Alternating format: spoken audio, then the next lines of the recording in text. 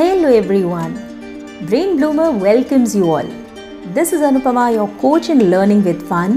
और आज के वीडियो में हम जिस रोचक कहानी की बात करने वाले हैं उसे लिखा है सत्यजीत रे जी ने। कहानी का शीर्षक है Bipin Chaudhary's lapse of memory.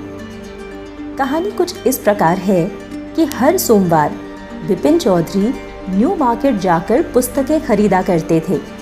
उनके प्रिय विषय थे आपराधिक कहानियाँ, भूतों की कहानियाँ और रोमांचक कहानियाँ।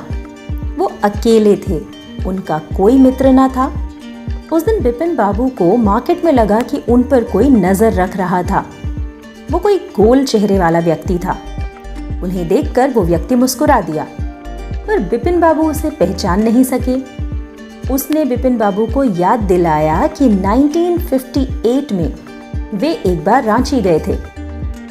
उसने ही रांची में हुदरू जलप्रपात जाने के लिए कार का प्रबंध किया था।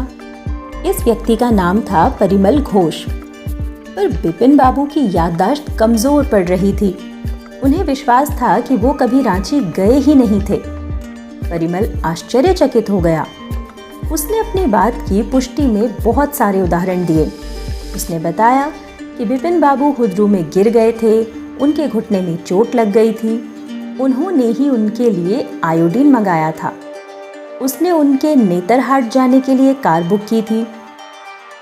एक व्यक्ति दिनेश मुखर्जी के बंगले में वे रुके हुए थे। वे हमेशा घूमने के दौरान किताबों का थैला लिए रहते थे। पर इतनी सारी बातें और सूचनाएं जानकर भी बिपिन बाबू की याददाश्त वापस नहीं आई। वो बोले कि 1958 यानी 1958 में तो वे कानपुर में थे। परिमल ने आगे बताया कि उनका कोई बच्चा नहीं था और उनकी पत्नी का देहांत 10 साल पहले हो चुका था। उसी साल उनके भाई की मौत भी मानसिक चिकित्सालय रांची में हो चुकी थी। पर बिपिन बाबू को ऐसी कोई भी घटना याद ही नहीं आई। बिपिन बाबू को विश्वास था कि उनकी याददाश्त बहुत अच्छी है। वो एक कार्यालय में एक दायित्वपूर्ण पद पर काम करते थे। उन्हें हैरानी थी कि परिमल को उनके बारे में इतनी नजदीकी बातें कैसे पता हैं। उनकी पत्नी की मृत्यु तथा उनके भाई का पागलपन, उस पागलपन की अवस्था में मृत्यु। लेकिन उन्हें पूरा विश्वास था कि वो 1958 में रांची में नहीं बल्कि कानपुर में हरिदास बागची के घर पर पूजा के दौरान ठहरे थे। उन्होंने सोचा कि हरिदास को पत्र लिखकर सच्चाई का पता लगाएं, पर हरिदास तो कुछ हफ्ते पहले जापान जा चुका था।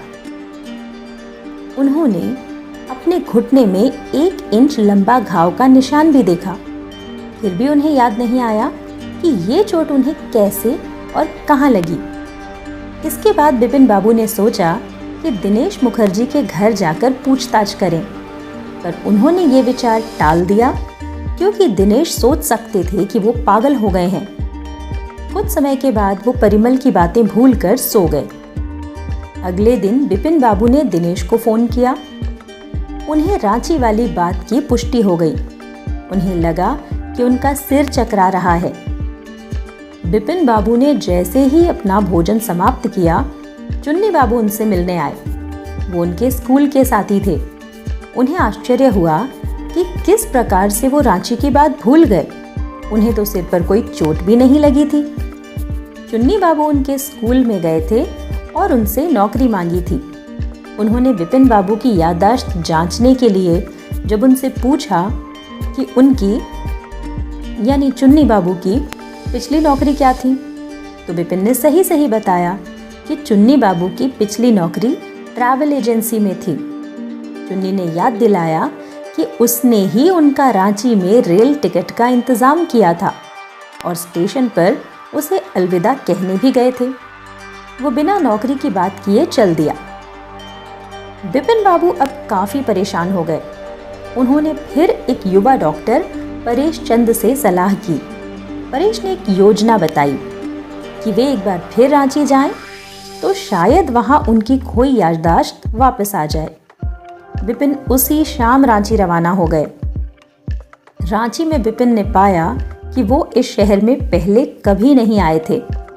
वहाँ का कोई भवन या बाजार उन्हें पहले से परिचित नहीं लगा। वो हुद्रू फॉल्स भी गए। वहां 2 गुजराती सज्जनों ने विपिन को एक पत्थर के किनारे बेहोश पड़े पाया। विपिन कलकत्ता लौट आए। उन्हें एक पत्र मिला जो अति आवश्यक तथा गोपनीय था। ये पत्र चुन्नीलाल का था। उसने लिखा था कि उसकी आर्थिक स्थिति खराब रही थी, लेकिन अब उसका उपन्यास पूरा हो चुका है और शायद उसे इससे पैसा मिल जाए। ये पत्र पढ़ते ही विपिन की याददाश्त अचानक वापस आ गई। उन्होंने डॉक्टर चंदा को अपने कूल्हे में दर्द के बारे में बताया जो रांची में गिर जाने के कारण पैदा हुआ था। उन्होंने डॉक्टर से ये भी कहा कि वे उनके लिए कोई दर्द कम करने वाली गोली लिख दें। तो कैसी लगी कहानी आपको? अगर पसंद आई हो तो लाइक और चैनल को सब्सक्राइब करना बिल्कुल भी ना भूलें।